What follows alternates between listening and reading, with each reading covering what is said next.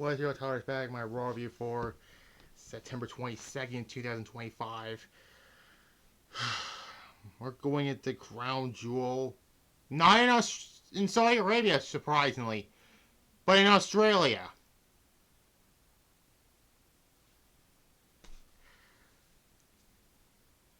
Yeah, Raw was just not great. I'm gonna be fair here. It was in the Ford Center in Evansville, Indiana. So that's literally all I have to say about it, really. So we actually kicked off with SmackDown's WWE Champion Cody Rhodes. He gets in the ring, fans chant Cody. He asks the fans, what do you want to talk about? He shows off the Crown Jewel ring that he won last year. And then out comes Seth Rollins. All it was saying about a match between the two at Crown Jewel for the Crown Jewel Championship.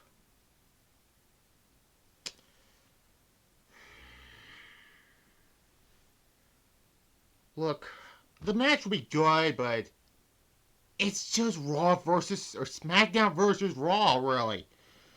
Like, what is the idea of this whole thing? Like, honestly, you should just scrap this altogether. But then, he talked about, Seth tells him before talking about the ring, they need to talk about the watch that he is wearing. He said the watch he's wearing is the watch Cody gave him at WrestleMania 40. So yeah, it was a fine promo stand between two good talkers, but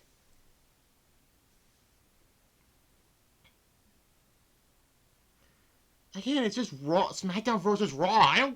I don't like the whole brand warfare type thing.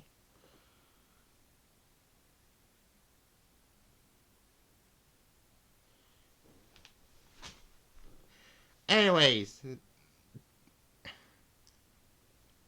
yes, it'll be a good match, but this felt random as hell. Regardless, we're gonna start with the no disqualification as the War Raiders and Penta defeats the New Day and Grayson Waller. Can we just let Penta away from the fucking New Day, please? The face team won. I mean, it was a fine no DQ match. Let's be fair. 2.5 out of 5. I'll give it. Then we see the fucking Judgment Day. Dominic tells Finn the whole thing with Rusev. He got out of hand, and then Finn asks him why didn't he ask his new friend El Grande America? No, El Grande Fuckery. I like to call him. Dom tells him that he's back in Mexico. Can they just scrap that whole thing altogether, please?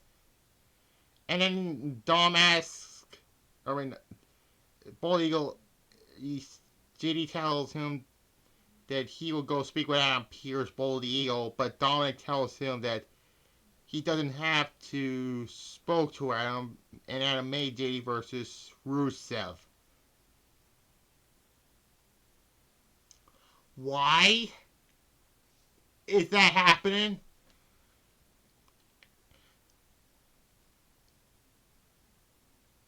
Then Lyra and Bayley are in the back. Lyra apologized for last week, but Bayley tells her it was so good to see her again. I'm sorry, what is up with these fucking split personality of Bayley? Literally, she's hearing voices in her head like it came from 2006 with May 19th. And then, yeah, and they shake hands afterwards. And then we hear from the new women's world champion, Stephanie McHare. She comes out in Spanish and in English. Stephanie said she has her hero that is her dad. And then we saw her dad at ringside. She said with the pride she can say that she's the first woman Latin American World Champion, which, yeah. And then she talks about the winner of the triple threat match. I don't care about this brand warfare thing again.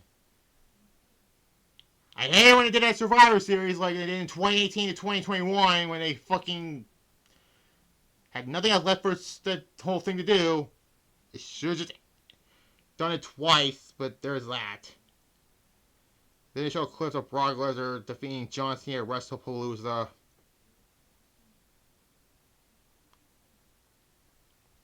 And then Sammy's backstage and she's stopped by Nikki Bella and Rhea Ripley. They congratulate her. And then the Good Boogie Warriors and Asuka tells Steffi that Io should be champion. And then Steffi tells Asuka that she will show her why she is champion. And Rhea tells Asuka that's out of respect for Io. And she told her to stay out of her way. And then challenge her to a match later tonight.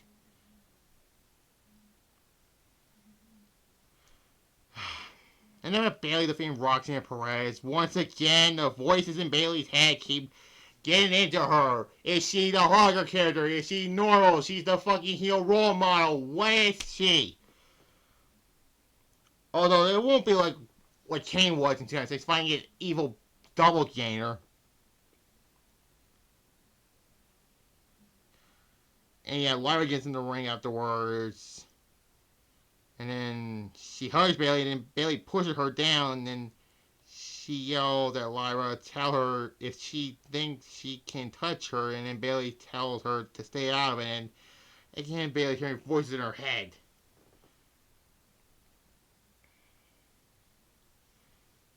And then we then cut to Cody Rhodes, who is walking and sees, and he shakes hands with Jimmy Uso. He congratulates Cody on his win, and there's that. And then Cody steps into Jay's locker room and tells Jay that he's spoken to Jimmy, and Jimmy seems a bit worried about him. He is good. Cody tells Jay that if he wasn't good, he has been there. It has been low wins and losses. So that Rusev squashed Jay McDonough next. And then Finn Balor attacks him like, really? Oh, and keep in mind, Finn and Jay are the tag team champions. They didn't defend the title since, what, this past summer?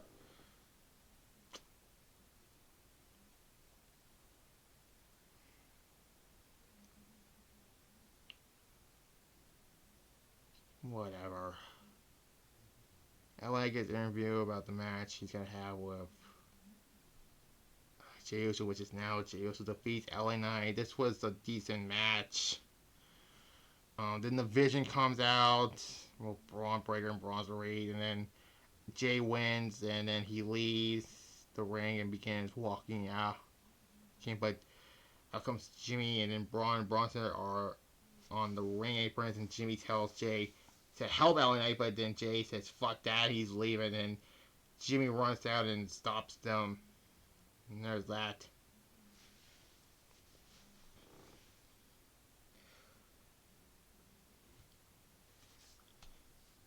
Then, because of the bag where Seth is looking at his wife, Becky Lynch, and tells Seth that the Usos are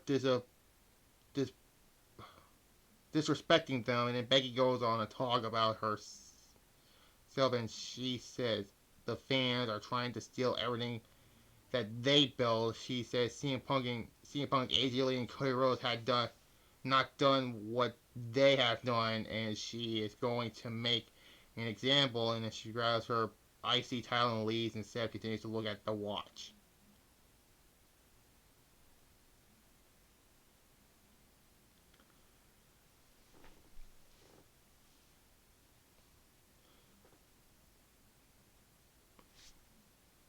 Like,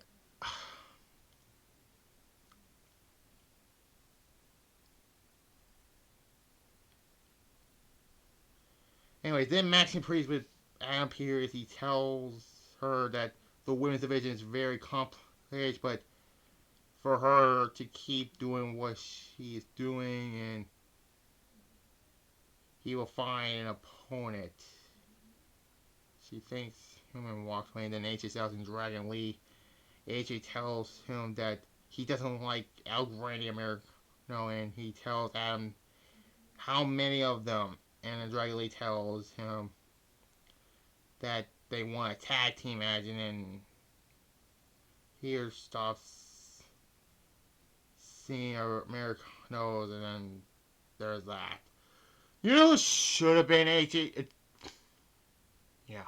You know who should have been in this John Cena retirement tour's opponent? AJ Styles. No, you had to throw in Logan Paul and fucking Brock Lesnar at him.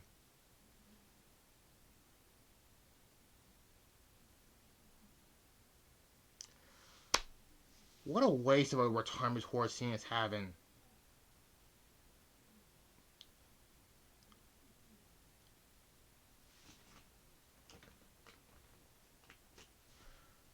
And who shouldn't be winning as much? Rhea Ripley, because she beat Asuka here.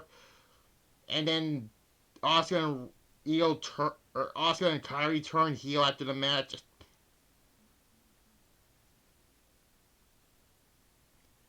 Asuka should have won this. But of course not. I did not care for this. This is so fucking boring. A one. That's how you end Raw tonight.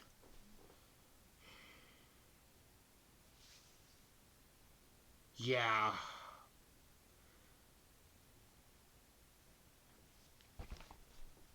I give it as a C. The Night J match was fine, but everything else, I mean, nothing bad about it besides that last part, and yeah. So I'll do Sting More the Truth tomorrow, and then it'll be episode 97 or 96 of Showdown. Going into WrestleVision, we're almost at 100, God. And this has been 2 years of WCW, by the way. Anyways. So, like this video, comment below, subscribe to this channel, notification bell, as well as my secondary channel, Titles Reservation, so you see on Thursday, 30 Unforgiven 2002, and there. Bye-bye.